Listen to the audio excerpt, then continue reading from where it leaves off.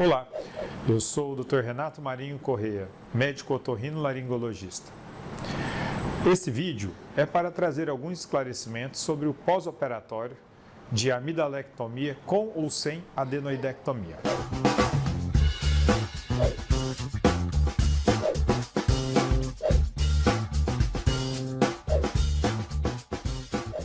A princípio, passar por uma cirurgia de amidalectomia com ou sem adenoidectomia, eu sei que não é um momento muito tranquilo ou muito fácil.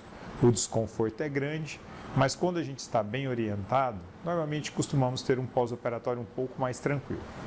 E quais são as orientações que eu costumo dar aos meus pacientes?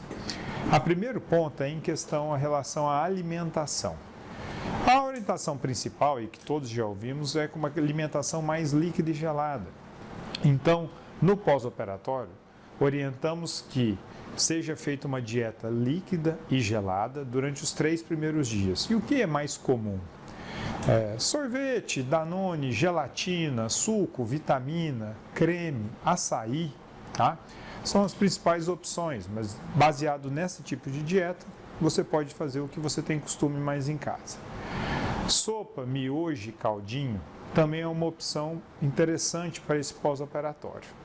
Não há uma necessidade real de bater esse alimento, tá?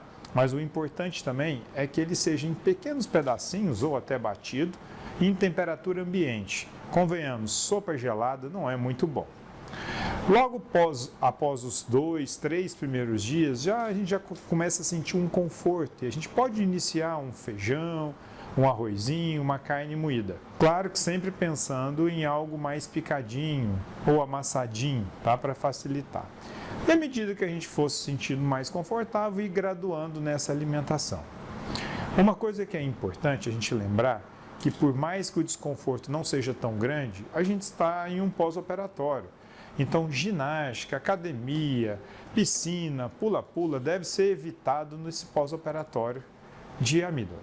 E o que esperar num pós-operatório de amígdala? É claro que a cirurgia feita ali, no fundo do nariz e na garganta, é natural a gente sentir desconforto e dor, principalmente na garganta e no ouvido. Sim, no ouvido. A adenoide está no fundo do nariz, bem próxima da tuba auditiva, e a região da garganta também se liga a essa região. Nesse momento é natural a gente sentir também um desconforto e uma pontada no ouvido.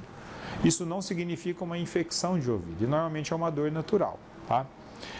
Como é um procedimento feito na garganta, tá? É natural que a gente tenha aquele desconforto, tosse, aquele pigarrinho, aquela vontade, às vezes uma náusea e vontade de vomitar pela região que é manipulado. É natural também nos primeiros dias, primeiro, segundo, até o terceiro dia, às vezes cuspir um pouquinho de sangue ou sair um pouquinho de sangue. O que não é normal e no pós-operatório é você apresentar aquele sangramento ativo.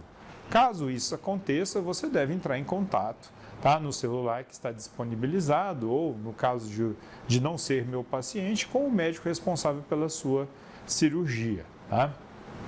É natural também que você tenha aquela sensação de mau hálito, porque você operou o local. Escovar o dente é importante.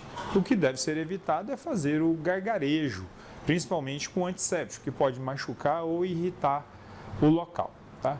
Tossir é uma coisa que às vezes é um reflexo natural pelo local que se manipulou. Então não se assuste, não vai estragar a cirurgia esse procedimento.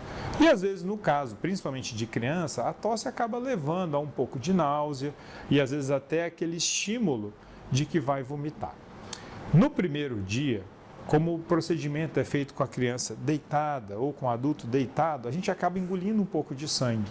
Então pode acontecer no primeiro, segundo dia, às vezes acontecer um vômito. E esse episódio de vômito vir com uma borra de sangue. Como ele acaba misturando com o líquido gástrico, às vezes dá a impressão daquele volume ser muito maior. Não se assuste, isso é natural e é até confortável que aconteça, porque você já elimina aquele sangue no estômago que acaba sendo um pouco indigesto. Uma coisa que é importante também lembrar é que o pós-operatório acaba gerando um pouco de febre. Essa febre, que a gente chama de febre cirúrgica, tem a ver com a questão do metabolismo. Você está num processo cicatricial, então o corpo fica um pouco mais quente.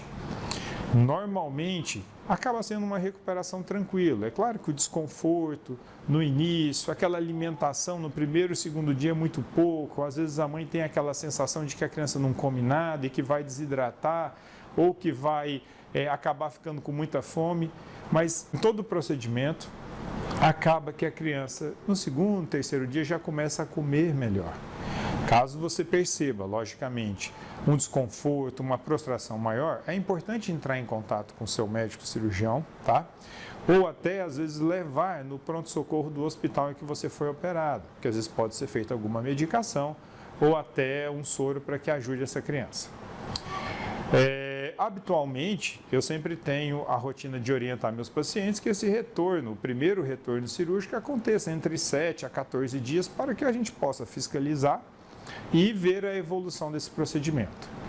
Então, se você foi submetido a um procedimento desse, essas são pequenas orientações. Obedeça, repouse, que toda recuperação necessita desse descanso e você terá uma ótima recuperação. Se você gostou desse tema, curta, compartilhe. Às vezes algum amigo seu ou um parente pode estar precisando dessa informação.